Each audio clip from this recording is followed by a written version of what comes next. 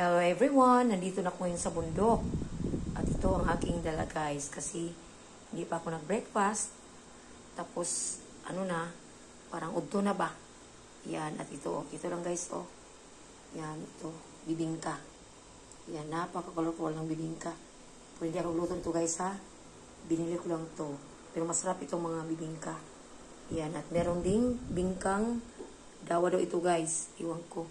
Yan, masarap na yan. Kasi dito rice, dawa daw. Name yan. Bingka sa dawa. Bingkang dawa.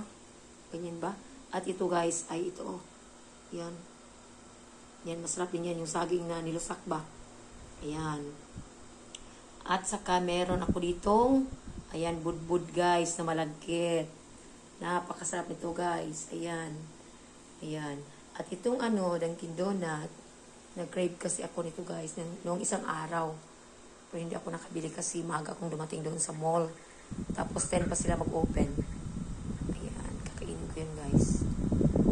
Ayan. Ito ang pinakamasarap sa lahat. Ayan. Itong bingka na may kulay.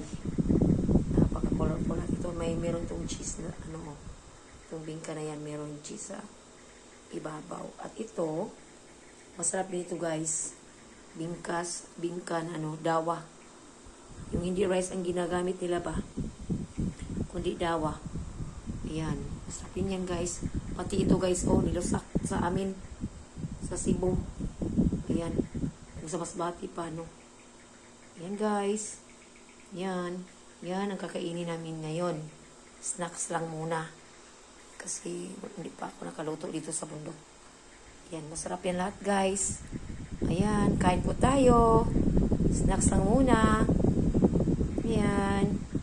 Thank you for watching. Bye-bye.